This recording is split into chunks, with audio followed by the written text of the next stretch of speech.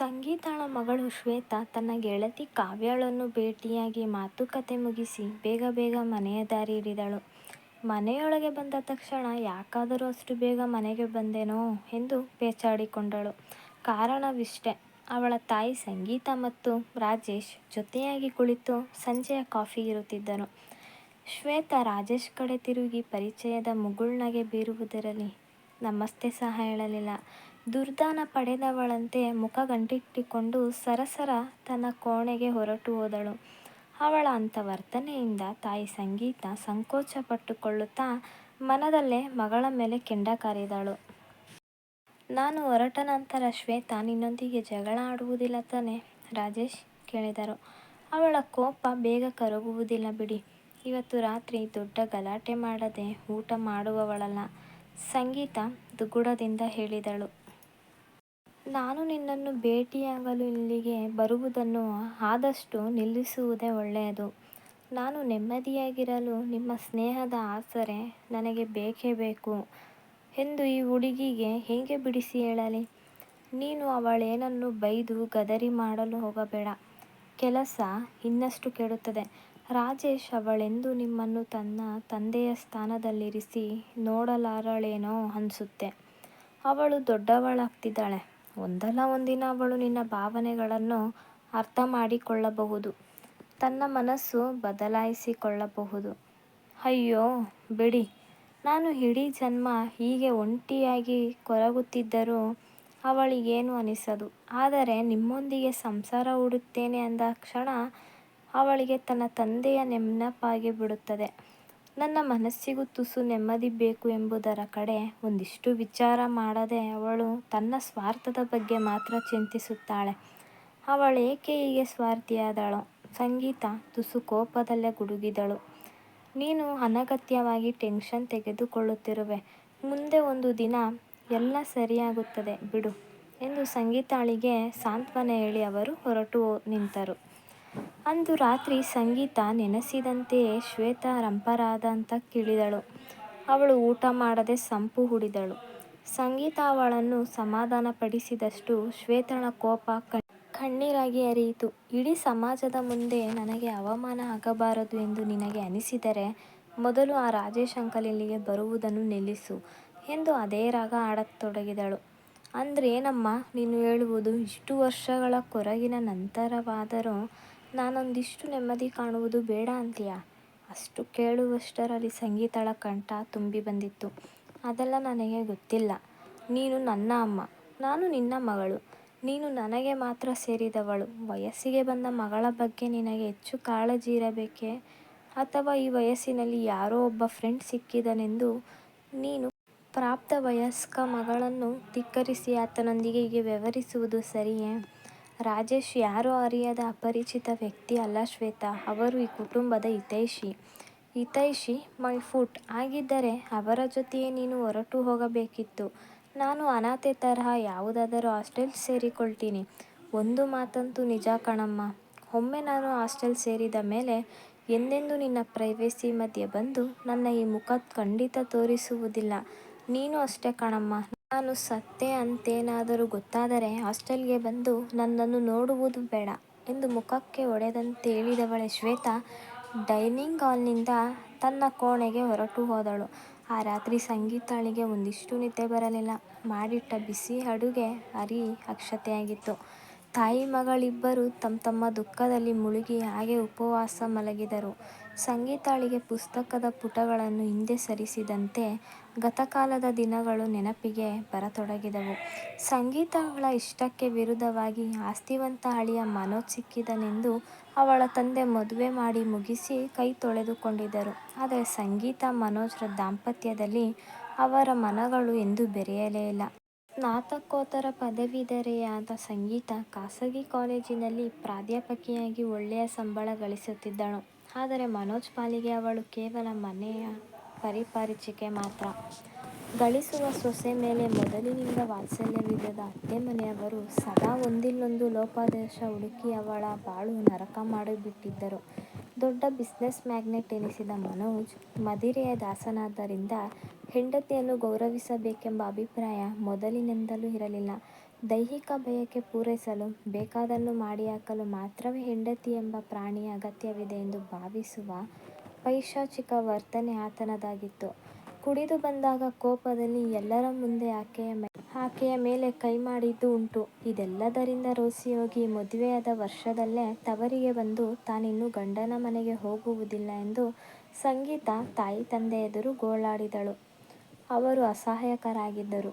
ಮದುವೆಯಾಗಬೇಕಿದ್ದ ಇನ್ನೂ 2 ಹೆಣ್ಣು ಮಕ್ಕಳು, ಗಂಡು ಮಕ್ಕಳ ದೊಡ್ಡ ಕುಟುಂಬವದು.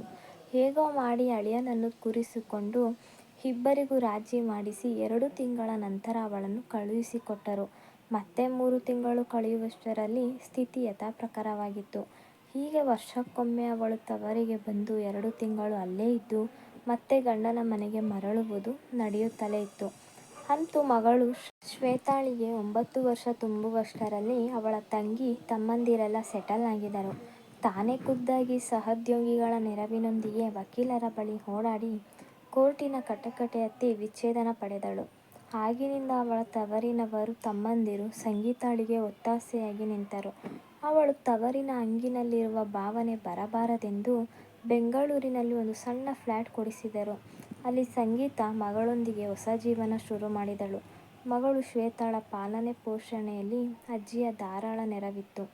ನಿರಾತಂಕವಾಗಿ ಮಗಳನ್ನು ತಾಯಿಯ ಬಳಿ ಒಪ್ಪಿಸಿ ಅವಳು ಕೆಲಸಕ್ಕೆ ಹೋಗುತ್ತಿದ್ದಳು. 2 ತಿಂಗಳಿಗೊಮ್ಮೆ ಪಾರ್ವತಮ್ಮ ಗಂಡ ಮಕ್ಕಳನ್ನು ನೋಡಲು ಮೈಸೂರಿಗೆ ಹೋಗಿ 1 ತಿಂಗಳಿದ್ದು ಬರುತ್ತಿದ್ದರು. ಸಂಗೀತಾಳಿಗೆ ಒಳ್ಳೆಯ ನೌಕರಿ ಇರಲು ಸ್ವಂತ ಫ್ಲಾಟ್ ಇದ್ದುದರಿಂದ ಆರ್ಥಿಕವಾಗಿ ಅವಳು ಕಂಗೆಡಬೇಕಾದ ಪರಿಸ್ಥಿತಿ ಬರಲಿಲ್ಲ. ಹೀಗೆ ಜೀವನ ನಡೆಯುತ್ತಿತ್ತು. ಕೋರ್ಟಿನ ತೀರ್ಪಿನ ಪ್ರಕಾರ ಶ್ವೇತಾ ತಿಂಗಳಿಗೊಂದು ಸಲ ತಂದೆಯ ಬಳಿ ಹೋಗಿ 2 ದಿನ ಇದ್ದು ಬರಬಹುದಾಗಿತ್ತು. ಆ ರೀತಿ ಶ್ವೇತಾ ಅಲ್ಲಿಗೆ ಬಂದಾಗೆಲ್ಲ ಮನೋಜ್ ಮನೆಯವರು ಅವಳ ತಲೆಯಲ್ಲಿ ಸಂಗೀತ ವಿರುದ್ಧ ವಿಷ ತುಂಬಿಸಿ ಕಳುಹಿಸುತ್ತಿದ್ದರು. ಅವಳಿಗೆ ಬೇಕು ಬೇಡದ್ದನ್ನೆಲ್ಲ ಕೊಡಿಸಿ ಹಸಿ ಮಣ್ಣಿನ ಮುದ್ದೆಯಂತಿದ್ದ ಅವಳ ಮನದಲ್ಲಿ ತಾಯಿ ವಿರುದ್ಧ ಬೇಡದ ವಿಚಾರ ತುಂಬಿಸಿದ್ದರು. ವಿಚ್ಛೇದನದ ನಂತರ ಮರುಮದುವೆ ಆಗಿದ್ದರೂ ಮತ್ತೆ ಮಕ್ಕಳಾಗದ ಕಾರಣ ಈ ಮಗಳ ಪ್ರೀತಿಯನ್ನು ಧಾರಾಳವಾಗಿ ಗೆದ್ದುಕೊಂಡು ನಿಮ್ಮಮ್ಮ ನನ್ನ ನಂಬಿಕೆಗೆ ದ್ರೋಹ ಬಗೆದಿದ್ದಾಳೆ. ಮದುವೆಯಾದ ಮೊದಲನೇ ದಿನದಿಂದಲೇ ಅವಳು ನನ್ನನ್ನು ಪ್ರೀತಿಸಲಿಲ್ಲ. ಅವಳಿಗೆ ನನಗಿಂತ ಹೆಚ್ಚು ಸ್ಮಾರ್ಟ್, ಯಂಗ್, ಎಜುಕೇಟೆಡ್ ಗಂಡ ಬೇಕಿದ್ದ. ತಾನು ಸಂಪಾದಿಸುತ್ತಿದ್ದೇನೆ ಎಂಬ ಗರ್ವ ಇದ್ದುದರಿಂದ ನನ್ನ ಆಸ್ತಿಗೂ ಕಡೆ ಕಾಸಿನ ಬೆಲೆ ಕೊಡಲಿಲ್ಲ. ಕಾಲೇಜಿನಲ್ಲಿ ಮೊದಲೇ ಯಾರನ್ನೋ ತಗಲು ಹಾಕಿಕೊಂಡಿದ್ದಳು ಅನ್ಸುತ್ತೆ. ಅವರಪ್ಪನ ಮನೆಯವರು ಒಪ್ಪದೆ ನನ್ನಂಥ ಬಕರ ತಲೆಗೆ ಕಟ್ಟಿ ಕೈ ತೊಳೆದುಕೊಂಡರು. ಆವತ್ತಿನಿಂದ ನಾನು ಕಷ್ಟಪಡ್ತಿದ್ದೀನಿ. 3 ದಿನಕ್ಕೂ ಜಗಳ ಆಡಿಕೊಂಡು ತವರಿಗೆ ಓಡಿ ಹೋಗೋಳು. ಆ ಬೇಸರ ಮರೆಯಲು ಈ ಹಾಳು ಕುಡಿತ ಕಲಿತೆ. ನಿನ್ನಂಥ ರಾಜಕುಮಾರಿಯಿಂದ ದೂರ ಇರಬೇಕಲ್ಲ ಅಂತ ನನಗೆಷ್ಟು ಸಂಕಟ ಗೊತ್ತಾ ಎಂದು ಧಾರಾಳವಾಗಿ ಮಗಳ ಸಹಾನುಭೂತಿ ಗಿಟ್ಟಿಸುವಲ್ಲಿ ಆತ ಯಶಸ್ವಿಯಾದ. ಆದರೆ ಆತನಿಗೆ ಮಗಳು ಎಂದರೆ ಅಷ್ಟೇ ಪಂಚಪ್ರಾಣ. ಅವಳು ಬಯಸಿದ್ದನ್ನು ಕ್ಷಣ ಮಾತ್ರದಲ್ಲಿ ತರಿಸಿ ಅವಳ ಕಾಲ ಬಳಿ ಹಾಕಿರುತ್ತಿದ್ದ. ಶಿಸ್ತು ಸಂಯಮದ ಹೆಸರಿನಲ್ಲಿ ಅಮ್ಮನ ಸೀರಿಯಸ್ ಮುಖ ಕಂಡು ಸಿಡುಕುತ್ತಿದ್ದ ಶ್ವೇತಾಳಿಗೆ ತಂದೆ ದೇವದೂತನಂತೆ ಕಂಡು ಬಂದರೆ ಆಶ್ಚರ್ಯವೇನು. ಹೀಗೆ ಅವಳ ಬಾಲ್ಯ ತಾಯಿ ತಂದೆಯರ ಮಧ್ಯೆ ಹೊಯ್ದಾಟದಲ್ಲೇ ಕಳೆಯಿತು. ತಾನೆಂದೂ ತಾಯಿಯನ್ನು ಬಿಟ್ಟು ತಂದೆ ಬಳಿಗೆ ಶಾಶ್ವತವಾಗಿ ಹಿಂದಿರುಗಲಾರೆ ಎಂಬ ಕಹಿ ಸತ್ಯ ಶ್ವೇತಾಳಿಗೆ ಹೈಸ್ಕೂಲ್ ಬರುವ ಹೊತ್ತಿಗೆ ಚೆನ್ನಾಗಿ ಅರಿವಾಯಿತು. ಯಾವಾಗ ರಜೆಯ ದಿನಗಳು ಬರುತ್ತವೋ, ಯಾವಾಗ ಶಾಲೆಯ ಪುಸ್ತಕಗಳನ್ನು ಬಿಸಾಡಿ ಹಾಯಾಗಿ ತಂದೆಯೊಂದಿಗೆ ಕಾರಿನಲ್ಲಿ ಸುತ್ತುವೆನೋ ಎಂಬ ತವಕದಲ್ಲೇ ಅವಳು PUC ಸೇರಿದಳು. ಆದರೆ ತಾನು ಜಾಲಿಯಾಗಿ ಹೆಚ್ಚು ದಿನ ತಂದೆ ಬಳಿ ಉಳಿಯದೇ ಇರಲು ತಾಯಿಯೇ ಮೂಲ ಕಾರಣ ಎಂದು ಆಕೆಯ ಮೇಲೆ ದ್ವೇಷ ಬೆಳೆಸಿಕೊಂಡಳು. ತನಗೆ ತಂದೆ ಪ್ರೀತಿ ನಿರಂತರವಾಗಿ ದಕ್ಕದಂತೆ ಮಾಡಿದ ಹಿತಶತ್ರು ಎಂದು ತಾಯಿಯನ್ನು ವಿನಾಕಾರಣ ಸಿಡುಕುತ್ತಿದ್ದಳು. ಈ ಮಧ್ಯೆ ಸಂಗೀತ ರಾಜೇಶ್ ಸ್ನೇಹ ಮಾಡತೊಡಗಿದಂತೆ ಅವಳ ದ್ವೇಷ ಭುಗಿಲೆದ್ದಿತು. ರಾಜೇಶ್ ಇವಳ ಸಹೋದ್ಯೋಗಿ ನಿಶಾಳ ಭಾವ ಆಗಿದ್ದರು. ನಿಶಾಳ ಅಕ್ಕ ಉಷಾ ಬ್ಲಡ್ ಕ್ಯಾನ್ಸರ್ ರೋಗಿ. 40 ವರ್ಷದಲ್ಲೇ ಆಕೆ ತೀರಿಕೊಂಡಳು. ಈತ ಪತ್ನಿಯ ಸೇವೆ ಮಾಡುವುದನ್ನು ಕಣ್ಣಾರೆ ಕಂಡಿದ್ದ ಸಂಗೀತ ಸಹಜವಾಗಿ ಅವರತ್ತ ಆರಾಧನಾ ಭಾವ ಬೆಳೆಸಿಕೊಂಡಿದ್ದಳು. ನಿಶಾಳಿಂದ ಆದ ಪರಿಚಯ ಸ್ನೇಹ ಪ್ರೇಮವಾಗಲು ಹೆಚ್ಚು ದಿನ ಹಿಡಿಯಲಿಲ್ಲ. ಉಷಾ ತೀರಿಕೊಂಡ 2 ವರ್ಷಗಳ ಬಳಿಕ ರಾಜೇಶ್ ಮೊದಲ ಬಾರಿ ಸಂಗೀತ ಬಳಿ ಮದುವೆಯ ಮಾತನಾಡಿದ್ದರು. ಇಬ್ಬರಿಗೂ ಅದರಲ್ಲಿ ಸಮಾನ ಅಭಿರುಚಿ ಇತ್ತು. ಆದರೆ ಶ್ವೇತಾ ಅವಳದೇ ದೊಡ್ಡ ಸಮಸ್ಯೆಯಾಗಿತ್ತು. ಅವಳನ್ನು ಹೇಗಾದರೂ ಒಪ್ಪಿಸೋಣ ಎಂದು ಸಂಗೀತ ಮಾಡಿದ ಪ್ರಯತ್ನವೆಲ್ಲ ವ್ಯರ್ಥ ಆಗಿತ್ತು. ರಾಜೇಶ್ ನೆರಳು ಕಂಡರೂ ಶ್ವೇತಾ ಸಹಿಸದಾದಳು. ಸಂಗೀತ ಪ್ರೇಮ ನಿವೇದಿಸಿಕೊಳ್ಳಲು ಹಾಗೂ ಅದನ್ನು ಪಡೆಯಲು ಮನುಷ್ಯ ಸದಾ ಯತ್ನಿಸುತ್ತಿರುತ್ತಾನೆ. ಇದಕ್ಕೆ ವಯಸ್ಸಿನ ಅಡ್ಡಿ ಎಂಬುದಿಲ್ಲ. ನನ್ನ ಮಗ MBA ಮುಗಿಸಲು ಅಮೆರಿಕಾಗೆ ಹೋದವನು ಅಲ್ಲೇ ಕೆಲಸ ಹುಡುಕಿಕೊಂಡು ಸೆಟಲ್ ಆಗಿದ್ದಾನೆ.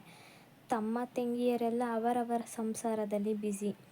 ಹೀಗಾಗಿ ನನ್ನ ಏಕಾಂಗಿತನ ನನ್ನನ್ನು ಬಹಳ ಕಾಡುತ್ತಿತ್ತು.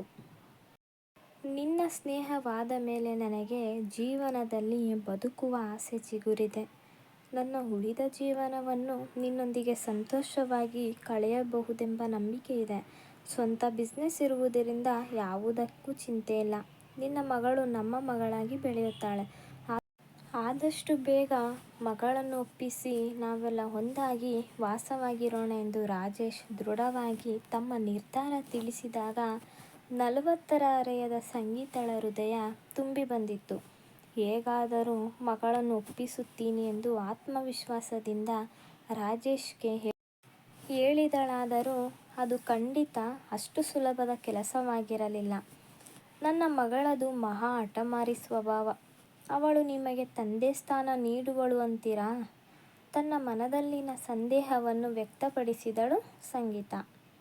ನಾನು ನಿಮ್ಮನೆಗೆ ಬಂದಾಗೆಲ್ಲ ಅವಳು ನನ್ನೊಂದಿಗೆ ಹಾರ್ದಿಕವಾಗಿ ವರ್ತಿಸಿದ್ದಾಳೆ. ಈ ವಿಷಯವನ್ನು ನಿಧಾನವಾಗಿ ಅವಳ ಬಳಿ ಚರ್ಚಿಸಿ ಅವಳ ಅನುಮತಿಗೆ ನಾವೆಷ್ಟು ಮಹತ್ವ ನೀಡುತ್ತೇವೆ ಎಂದು ಅವಳಿಗೆ ಮನವರಿಕೆ ಮಾಡಿಕೊಡಬೇಕು. ಆಗ ಅವಳು ಒಪ್ಪಬಹುದು. ರಾಜೇಶ್ ಈ ಮಾತು ಹೇಳಿದಾಗ ಸಂಗೀತಳಿಗೂ ಭರವಸೆ ಮೂಡಿತು. ತಾವು ಅಂದುಕೊಂಡಂತೆಯೇ ರಾಜೇಶ್ ಮನಃಪೂರ್ವಕವಾಗಿ ಶ್ವೇತಾಳ ಮನ ಗೆಲ್ಲಲು ಆಗಾಗ ಇವರ ಮನೆಗೆ ಬಂದು ಸಹಜವಾಗಿ ಬೆರೆಯುತ್ತಿದ್ದರು. ಜೊತೆಗೆ ಮೂವರು ಆಗಾಗ ಹೊರಗಿನ ಸಣ್ಣ ಪುಟ್ಟ ಪಿಕ್ನಿಕ್, ಔಟಿಂಗ್, ಶಾಪಿಂಗ್, ಸಿನಿಮಾ ಎಂದು ಹೊರಡುತ್ತಿದ್ದರು. ಈ ವಿಷಯ ಮನೋಜನಿಗೆ ಮುಟ್ಟಿದ ತಕ್ಷಣ ಆತ ಮಗಳ ಮನಸ್ಸನ್ನು ತನಗೆ ಬೇಕಾದಂತೆ ಸುಲಭವಾಗಿ ತಿರುಗಿಸಿಬಿಟ್ಟ. ತಂದೆಯಿಂದ ಬೇಕಾದ್ದನ್ನು ಪಡೆದುಕೊಂಡ ಶ್ವೇತಾ ತಾಯಿ ಮಹಾ ಅಪರಾಧ ಮಾಡುತ್ತಿದ್ದಾಳೆ ಎಂಬ ಅಭಿಪ್ರಾಯಕ್ಕೆ ಬರಲು ತಡವಾಗಲಿಲ್ಲ. ಆ ಮನೆಯಿಂದ ಬಂದವಳೇ ಶ್ವೇತಾ ಒಮ್ಮೆಲೆ ಅಮ್ಮನ ಮೇಲೆ ಸಿಡುಕಿದಳು. ಅಮ್ಮ, ನೀನು ಆ ರಾಜೇಶ್ ಅಂಕಲ್ನ ಮೀಟ್ ಮಾಡುವುದನ್ನು ಕಡಿಮೆ ಮಾಡು. ಆತ ನಿನ್ನನ್ನು ಒಳ್ಳೆ ದೃಷ್ಟಿಯಿಂದ ನೋಡುತ್ತಿಲ್ಲ ಅನ್ಸುತ್ತೆ. ಸಂಗೀತ ಅವಳಿಗೆ ತಿಳಿ ಹೇಳಲು ಯತ್ನಿಸುತ್ತಾ, ರಾಜೇಶ್ ಬಹಳ ಒಳ್ಳೆ ವ್ಯಕ್ತಿ ಕಣಮ್ಮ. ನೀನು ನಿಮ್ಮಪ್ಪನ ಮಾತು ಕೇಳಿಕೊಂಡು ಅವರ ಬಗ್ಗೆ ಹಾಗೆಲ್ಲ ಕಟುವಾಗಿ ಮಾತನಾಡಬಾರದು ಎಂದಳು. ಆ ಮನುಷ್ಯ ಅದೇಗೆ ಒಳ್ಳೆಯವನಾಗಲು ಸಾಧ್ಯನಮ್ಮ? ನನ್ನನ್ನು ನನ್ನ ಅಮ್ಮನಿಂದ ಬೇರೆ ಮಾಡಿ ತನ್ನ ಹೆಂಡತಿ ಮಾಡಿಕೊಳ್ಳಬೇಕೆಂದಿರುವ ವ್ಯಕ್ತಿ ಒಳ್ಳೆಯವನಾಗಲು ಹೇಗೆ ಸಾಧ್ಯ? ನಿನಗೆ ಮಗಳ ಮಾನ, ಅಪಮಾನ, ಪ್ರೆಸ್ಟೀಜ್, ಅವಳ ಭವಿಷ್ಯ ಮುಖ್ಯ ಅನಿಸಿದರೆ ಆ ಮನುಷ್ಯನನ್ನು ಈ ಮನೆಗೆ ಸೇರಿಸಲೇಬೇಡ. ನಮ್ಮಿಬ್ಬರಲ್ಲಿ ಯಾರನ್ನಾದರೂ ಒಬ್ಬರನ್ನು ಆರಿಸಿಕೋ ಅಷ್ಟೇ. ಆ ಸಂಜೆ ಅವರಿಬ್ಬರ ಮಧ್ಯೆ ಮಾತಿನ ಚಕಮಕಿ ನಡೆಯಿತು. ಶ್ವೇತಾ ಒಂದೇ ಸಮನೆ ಹಠದಿಂದ ಅಳತೊಡಗಿದಳು. ಸಂಗೀತಳಿಗೂ ಮಗಳ ಮೇಲೆ ಅಸಾಧ್ಯ ಸಿಟ್ಟು ಬಂದು ಇಬ್ಬರೂ ಊಟ ಮಾಡದೆ ಇಡೀ ರಾತ್ರಿ ಹಾಸಿಗೆಯಲ್ಲಿ ಹೊರಳುತ್ತಾ ಜಾಗರಣೆ ಮಾಡಿದರು. ಹೀಗೆ ತಾಯಿ ಮಗಳ ನಡುವೆ ದಿನೇ ದಿನೇ ಉದ್ವಿಗ್ನತೆ, ಅಂತರ ಹೆಚ್ಚತೊಡಗಿತು. ಅವಳು ಮನೆಯಲ್ಲಿದ್ದಾಗ ರಾಜೇಶ್ ಸಂಗೀತಳನ್ನು ಭೇಟಿಯಾಗಲು ಬರುವುದನ್ನೇ ಬಿಟ್ಟರು. ಆ ದಿನ ಶ್ವೇತಾ ತನ್ನ ಗೆಳತಿ ಕಾವ್ಯಳ ಮನೆಗೆ ಹೊರಟಿದ್ದಳು. ಅವಳು ಸಹಜವಾಗಿಯೇ ತಡವಾಗಿ ಬರುತ್ತಾಳೆಂದು ಸಂಗೀತ ರಾಜೇಶ್ರನ್ನು ಕಾಫಿಗಾಗಿ ಮನೆಗೆ ಕರೆದಳು. ನಡುವೆಯೇ ಶ್ವೇತಾ ಮನೆಗೆ ಬಂದಿದ್ದರಿಂದ ಇಷ್ಟೆಲ್ಲ ರಾದ್ಧಾಂತ ನಡೆದು ಹೋಯಿತು. ಅದಾದ 2 ವಾರಗಳ ಬಳಿಕ ದಕ್ಷಿಣ ಕನ್ನಡ ಜಿಲ್ಲೆಯ ಪ್ರವಾಸ ಹೊರಡುವುದೆಂದು ನಿಶ್ಚಯವಾಯಿತು. ಬಹಳ ದಿನಗಳಿಂದ ಹೊರನಾಡು ಶೃಂಗೇರಿ, ಉಡುಪಿ, ಕಟೀಲು ಮುಂತಾದೆಡೆ ಹೋಗಿಬರಬೇಕೆಂದು ಅಂದುಕೊಳ್ಳುತ್ತಿದ್ದ ಸಂಗೀತಳಿಗೆ ಲೇಡೀಸ್ ಕ್ಲಬ್ನಿಂದ 1 ವಾರದ ಮಟ್ಟಿಗೆ ಅಲ್ಲಿ ಹೋಗಿ ಬರುವ ಅವಕಾಶ ಸಿಕ್ಕಿತು. ಶ್ವೇತಾ ಸಹ ಮಂಗಳೂರು, ಮಲ್ಪೆ, ಕಾರವಾರ ಇತ್ಯಾದಿ ಎಲ್ಲ ಸುತ್ತಿ ಬರೋಣವೆಂದು ಉತ್ಸಾಹದಿಂದ ತಾಯಿ ಜೊತೆ ಹೊರಟಳು. ಈಗಾದರೂ ತಮ್ಮಿಬ್ಬರ ಮುರಿದ ಮನಸ್ಸುಗಳು ಒಂದಾಗಲಿ ಎಂದು ಸಂಗೀತ ಬಯಸಿದಳು. ಪ್ರವಾಸವೇನೋ ಚೆನ್ನಾಗಿತ್ತು. ಕೊನೆಯ ದಿನ ಅಲ್ಲಿಂದ ಹೊರಡುವಾಗ ಮಂಗಳೂರಿನಲ್ಲಿ ಬಸ್ ಅಪಘಾತಕ್ಕೆ ಈಡಾಯಿತು. ಇತರ ಯಾತ್ರಿಕರ ಜೊತೆ ಸಂಗೀತಾಳಿಗೆ ಕಾಲಿಗೆ ಫ್ರ್ಯಾಕ್ಚರ್ ಆಗಿ ತಲೆಗೂ ಸರಿಯಾಗಿ ಏಟು ಬಿದ್ದಿತ್ತು. ಪುಣ್ಯವಶಾತ್ ಯಾರಿಗೂ ಪ್ರಾಣಾಪಾಯ ಆಗಲಿಲ್ಲ. ಶ್ವೇತಾಳಿಗೆ ಸಣ್ಣ ಪುಟ್ಟ ತರಚು ಗಾಯಗಳಾಗಿದ್ದವಷ್ಟೇ. ಕೊನೆಗೆ ಸಂಗೀತ ಮತ್ತಿತರರನ್ನು ಮಂಗಳೂರಿನ ಆಸ್ಪತ್ರೆಯಲ್ಲಿ ದಾಖಲಿಸಲಾಯಿತು. ಸಂಗೀತಾಳನ್ನು ಕೂಲಂಕುಷವಾಗಿ ಪರಿಶೀಲಿಸಿದ ವೈದ್ಯರು, ಇವರಿಗೆ ತಲೆ ಸುತ್ತು ಬರುತ್ತಿದೆ, ವಾಂತಿ ಆಯ್ತು ಅನ್ಸುತ್ತೆ, ಇದು ಹೆಡ್ ಇಂಜುರಿಯ ಪ್ರಾರಂಭಿಕ ಲಕ್ಷಣ. ನಾವು ನಿಮ್ಮ ತಾಯಿಯವರನ್ನು ಕನಿಷ್ಠ 24 ಗಂಟೆ ಅಬ್ಸರ್ವೇಷನ್ನಲ್ಲಿ ಇಡಬೇಕಾಗುತ್ತದೆ. ಈಗಲೇ ಇವರು ಬೆಂಗಳೂರಿಗೆ ಪ್ರಯಾಣ ಹೊರಡುವುದು ಖಂಡಿತ ಅಪಾಯಕಾರಿ ಎಂದು ಶ್ವೇತಾಳಿಗೆ ಹೇಳಿದಾಗ ಅವಳು ಬಹಳ ಹೆದರಿಬಿಟ್ಟಳು. ಕೊನೆಗೆ ಶ್ವೇತಾಳ ಆತಂಕ ಕಂಡು ಸಂಗೀತ ತಾನೇ ಅವಳಿಗೆ ಧೈರ್ಯ ತುಂಬಿದಳು. ಡಾಕ್ಟರ್ ನೀಡಿದ ಇಂಜೆಕ್ಷನ್ನ ಪ್ರಭಾವದಿಂದ ಸಂಗೀತ ನಿಧಾನವಾಗಿ ನಿದ್ದೆಗೆ ಜಾರಿದಳು. ಎಷ್ಟೋ ಹೊತ್ತಿನ ನಂತರ ಆಕೆ ಕಣ್ಣು ಬಿಟ್ಟಾಗ ಶ್ವೇತಾ ತುಸು ಧೈರ್ಯವಾಗಿ ಆತ್ಮವಿಶ್ವಾಸದಿಂದ ಓಡಾಡುತ್ತಿರುವುದನ್ನು ಕಂಡಳು. ಸಂಗೀತಳಿಗೂ ಮೊದಲಿಗಿಂತ ಎಷ್ಟೋ ವಾಸಿ ಅನಿಸಿತು. ಈ ದುರಂತ ಬೆಳಿಗ್ಗೆ 10 ಗಂಟೆಯೊತ್ತಿಗೆ ನಡೆದಿತ್ತು. ಸಂಜೆ ಹೊತ್ತಿಗೆ ಸಂಗೀತಾಳಿಗೆ ತಲೆಸುತ್ತು, ವಾಂತಿ ಎಷ್ಟೋ ಕಡಿಮೆಯಾಗಿದ್ದರೂ ಅವಳಿನ್ನೂ ಅಪಾಯದಿಂದ ಪೂರ್ಣ ಮುಕ್ತಳಲ್ಲ ಎಂದೇ ವೈದ್ಯರು ಹೇಳಿದರು. ಸಂಗೀತ ಗಮನಿಸುತ್ತಿದ್ದಂತೆ ಶ್ವೇತಾ ಪಾದರಸದಂತೆ ಔಷಧಿ, ಹಾಲು, ಹಣ್ಣು ತರಲು ಓಡಾಡುತ್ತಿದ್ದಳು. ಅಮ್ಮನ ಬಳಿ ಕುಳಿತು ಪ್ರೀತಿಯಿಂದ ಅವಳ ಕೈಗಳನ್ನು ಹಿಡಿದುಕೊಂಡು ಇದ್ದು ಬಿಡುತ್ತಿದ್ದಳು. ಸಂಗೀತ ನಿಧಾನವಾಗಿ ಕಣ್ತೆರೆಯುವೊತ್ತಿಗೆ ಬಾಗಿ ಭಾವುಕಳಾಗಿ ಅವಳ ಹಣೆಗೆ ಮುತ್ತಿಟ್ಟು ಐ ಲವ್ ಯು ಅಮ್ಮ ಎಂದಳು.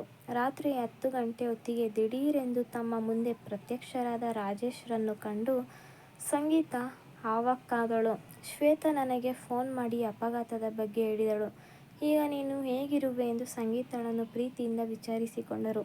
ಅವರ ಕಂಗಳಲ್ಲಿ ಅಡಗಿದ್ದ ಕಾಳಜಿ ಸುಲಭವಾಗಿ ಗಮನಿಸಬಹುದಿತ್ತು. ಬೆಳಿಗ್ಗೆಗಿಂತ ಈಗ ಎಷ್ಟೋ ಸುಧಾರಿಸಿದ್ದೀನಿ. ನೀವು ಅನಗತ್ಯವಾಗಿ ಇಷ್ಟು ದೂರ ಬರುವ ತೊಂದರೆ ತೆಗೆದುಕೊಂಡಿರಿ. ಹಾಗೆ ಹೇಳಬೇಡಾಗಿತ್ತಾ? ನಿನ್ನ ಶ್ವೇತಾಳನ್ನು ಈ ಕಾಣದ ಊರಲ್ಲಿ ಒಂಟಿಯಾಗಿ ಬಿಟ್ಟು ನಾನು ಅಲ್ಲಿ ನೆಮ್ಮದಿಯಾಗಿರಲು ಸಾಧ್ಯವೇ? ಈಗಲೇ ನಾನು ವೈದ್ಯರನ್ನು ಕಂಡು ಬರ್ತೀನಿ ಎಂದು ಡ್ಯೂಟಿ ಡಾಕ್ಟರನ್ನು ಹುಡುಕುತ್ತಾ ಹೊರಟರು. ಶ್ವೇತಾಳ ತಲೆ ಸವರಿ ಅವಳಿಗೆ ಧೈರ್ಯ ತುಂಬಿದ ರಾಜೇಶ್ರನ್ನು ಕಂಡು ಸಂಗೀತಾಳಿಗೆ ಮನಸ್ಸು ತುಂಬಿ ಬಂತು. ಅವರತ್ತ ಹೊರಟ ಮೇಲೆ ಶ್ವೇತಾಳತ್ತ ತಿರುಗಿದ ಸಂಗೀತ ಪ್ರಶ್ನಾರ್ಥಕವಾಗಿ ಆಶ್ಚರ್ಯದಿಂದ ಅಳುತ್ತಲೇ ನೋಡಿದಳು. ಅವಳು ನಸುನಗುತ್ತಾ ತಾಯಿಯ ಕೈ ಹಿಡಿದುಕೊಂಡು ಮೃದುವಾಗಿ ಹೇಳಿದಳು, ಅಮ್ಮ, ನಿನ್ನ ತಲೆಗೆ ಬಿದ್ದ ಏಟು ಅಪಾಯಕಾರಿಯಾಗಬಹುದು ಎಂದು ಡಾಕ್ಟರ್ ಹೇಳಿದಾಗ ನನಗೆಷ್ಟು ಭಯವಾಯಿತು ಗೊತ್ತಾ? ಇಂಥ ಸಂದರ್ಭ ಎದುರಿಸಲು ಯಾರಾದರೂ ನಮ್ಮವರು ಜೊತೆಗಿದ್ದರೆ ಒಳ್ಳೆಯದು ಎಂದೆನಿಸಿತು. ಆದರೆ ರಾಜೇಶ್ ನಿನಗೆ ಹಿಡಿಸೋಲ್ವಲ್ಲ? ಅದು ಆ ಸಂದರ್ಭ. ಈಗ ಆಗಿಲ್ಲ. ಏಕೆಂದರೆ ಅವರು ನಿನಗೆ ಮಾತ್ರವಲ್ಲದೆ ನನಗೂ ಹಿತೈಷಿ ಎಂಬುದು ನನಗೀಗ ಚೆನ್ನಾಗಿ ಮನವರಿಕೆಯಾಗಿದೆ. ನಿನ್ನನ್ನು ಮನಸಾರೆ ಇಷ್ಟಪಡುವ ಅವರನ್ನು ನಾನೇಕೆ ದೂರ ಇರಿಸಲಿ? ಮಗಳು ಹೇಳುತ್ತಿದ್ದ ಮಾತುಗಳು ತಾಯಿಯ ಹೃದಯಕ್ಕೆ ಹಾಲೆರೆದಂತಾಯಿತು. ಅವಳೇ ಮಾತು ಮುಂದುವರಿಸಲಿ ಎಂದು ಕಾದಳು. ಇದ್ದಕ್ಕಿದ್ದಂತೆ ಶ್ವೇತಾಳ ಕಂಗಳಿಂದ ಕಣ್ಣೀರು ತೊಟ್ಟಿಕ್ಕಲು ತಾಯಿಯ ಕೈಗಳನ್ನು ಹಿಡಿದುಕೊಂಡು ಮತ್ತೆ ಮತ್ತೆ ಮುದ್ದಿಸಿದಳು. ಅಮ್ಮ, ಮಧ್ಯಾಹ್ನ ನೀನು ಮಲಗಿದ್ದಾಗ ಇಲ್ಲಿನ ಪರಿಸ್ಥಿತಿ ಕುರಿತು ತಿಳಿಸಲು ಮೊದಲು ಅಪ್ಪನಿಗೆ ಫೋನ್ ಮಾಡಿದೆ. ನೀನು ಹುಷಾರಾಗಿದ್ದೀಯ ತಾನೇ ಎಂದು ನನ್ನನ್ನು ವಿಚಾರಿಸಿದರೇ ಹೊರತು ನೀನು ಬದುಕಿರುವೆಯಾ ಸತ್ಯೆಯಾ ಎಂದು ಕೇಳಲಿಲ್ಲ. ತಾವೊಂದು ಮುಖ್ಯ ಬಿಸಿನೆಸ್ ಮೀಟಿಂಗ್ಗಾಗಿ ಬಾಂಬೆಗೆ ಹೋಗಿರುವುದರಿಂದ ಮಂಗಳೂರಿಗೆ ಬರಲಾಗದು ಎಂದು ಫೋನ್ ಕಟ್ ಮಾಡಿಬಿಟ್ಟರು. ನಂತರ ನಾನು ರಾಜೇಶ್ ಅಂಕಲ್ಗೆ ಫೋನ್ ಮಾಡಿದೆ. ನನ್ನ ಮಾತು ಕೇಳಿದ ತಕ್ಷಣ ನಮ್ಮಿಬ್ಬರ ಯೋಗಕ್ಷೇಮದ ಬಗ್ಗೆ ಮತ್ತೆ ಮತ್ತೆ ವಿಚಾರಿಸಿದರು. ತಾವು ಕೂಡಲೇ ಹೊರಟು ಬರುವುದಾಗಿ ತಕ್ಷಣ ಹೇಳಿದರು. ನೀನೇನು ಹೆದರಬೇಡಮ್ಮ ಪುಟ್ಟಿ, ನಾನು ಅಲ್ಲಿಗೆ ಬಂದ ತಕ್ಷಣ ಎಲ್ಲ ನೋಡಿಕೊಳ್ತೀನಿ. ಆದಷ್ಟು ಬೇಗ ಫ್ಲೈಟ್ ಹಿಡಿದು ಅಲ್ಲಿಗೆ ಬಂದು ಬಿಡ್ತೀನಿ. ಸದ್ಯಕ್ಕೆ ಡಾಕ್ಟರ್ ಹೇಳಿದ ಔಷಧಿ ಕೊಡಿಸುತ್ತಿರು ಎಂದು ನನಗೆ ಸಮಾಧಾನ ಹೇಳಿದರು. ಹೇಳಿದಂತೆಯೇ ತಮಗೆ ಸಿಕ್ಕಿದ ಫ್ಲೈಟ್ ಹಿಡಿದು ಬಂದೇ ಬಿಟ್ಟರು. ಇವರಿಬ್ಬರ ವರ್ತನೆ ಹೋಲಿಸಿದರೆ ಖಂಡಿತ ಇವರು ಅಪ್ಪನಿಗಿಂತ ಎಲ್ಲ ವಿಧದಲ್ಲೂ ಉನ್ನತ ಮಟ್ಟದಲ್ಲಿ ನಿಂತಿದ್ದರು. ಆಗಲೇ ನಾನು ಒಂದು ದೃಢ ನಿರ್ಧಾರಕ್ಕೆ ಬಂದುಬಿಟ್ಟೆ. ಸಂಗೀತ ಮಗಳ ಮಾತುಗಳನ್ನು ಬಹಳ ಕುತೂಹಲದಿಂದ ಕೇಳಿಸಿಕೊಳ್ಳುತ್ತಿದ್ದಳು. ರಾಜೇಶ್ ತೋರಿದ ಹೃದಯ ಶ್ರೀಮಂತಿಕೆ ಅವಳ ದೃಷ್ಟಿಯಲ್ಲಿ ತಂದೆಯ ಹಣದ ಶ್ರೀಮಂತಿಕೆಗಿಂತ ಹೆಚ್ಚಿನದಾಗಿದೆ ಎಂಬುದನ್ನು ಗುರುತಿಸಿದ್ದಾಳೆಂದು ಸಂಗೀತ ಅರ್ಥ ಮಾಡಿಕೊಂಡಳು. ಅವಳು ತಾಯಿಯ ಮನದ ಮಾತುಗಳನ್ನು ಓದಿಕೊಂಡವಳಂತೆ ಮುಗುಳ್ನಗು ಬೀರುತ್ತಾ ಹೇಳಿದಳು. ಪ್ರತಿಯೊಬ್ಬರ ಜೀವನದಲ್ಲೂ ಕನಿಷ್ಠ ಒಬ್ಬರಾದರೂ ಹೃದಯಾಂತರಾಳದಿಂದ ಪ್ರೇಮಿಸುವವರು ಇರಲೇಬೇಕೆಂಬುದು ನನಗೆ ಸ್ಪಷ್ಟವಾಗಿ ಅರ್ಥವಾಗಿದೆ. ಹೀಗಾಗಿ ರಾಜೇಶ್ ಶಂಕರ್ರ ನಿಷ್ಕಲ್ಮಶ ಪ್ರೇಮದ ಕುರಿತು ನನಗಿನ್ನೂ ಯಾವ ಸಂದೇಹವೂ ಇಲ್ಲ. ಹೀಗಾಗಿ ನಾನು ಅವರಿಗೆ ಮನಸಾರೆ ನನ್ನ ತಂದೆಯ ಸ್ಥಾನ ಕೊಡುತ್ತಿದ್ದೇನೆ. ಇನ್ನು ಮುಂದೆ ಅವರು ಅಂಕಲ್ ಅಲ್ಲ, ನನಗೆ ಅಪ್ಪಾಜಿ. ನಿನ್ನ ಸಂತೋಷವೇ ನನ್ನ ಸಂತೋಷ ಅಮ್ಮ. ನನ್ನ ಕಟು ಮಾತುಗಳಿಂದ ನಿನಗೆ ಸಾಕಷ್ಟು ನೋವು ನೀಡಿದ್ದೇನೆ. ದಯವಿಟ್ಟು ನನ್ನನ್ನು ಕ್ಷಮಿಸಿಬಿಡು ಎಂದು ತಾಯಿಯ ಎದೆಗೆ ತೆಕ್ಕು ಬಿದ್ದು ಅವಳು ಬಿಕ್ಕಿ ಬಿಕ್ಕಿ ಅತ್ತುಬಿಟ್ಟಳು. ಸಂಗೀತ ಮಗಳನ್ನು ಎದೆಗಪ್ಪಿಕೊಂಡು ಅವಳ ಬೆನ್ನು ಸವರುತ್ತಾ ಸಮಾಧಾನಪಡಿಸಿದಳು. ನಿಜ ಅರ್ಥದಲ್ಲಿ ಈಗ ಅವಳು ತಾಯಿಗೆ ತಕ್ಕ ಮಗಳಾಗಿ ನಡೆದುಕೊಂಡಿದ್ದಳು. ಮಗಳ ಸಾಂತ್ವನದ ನುಡಿಗಳು ತಾಯಿಯ ಎಲ್ಲ ನೋವು ಬಾಧೆಗಳನ್ನು ನಿವಾರಿಸಿತು.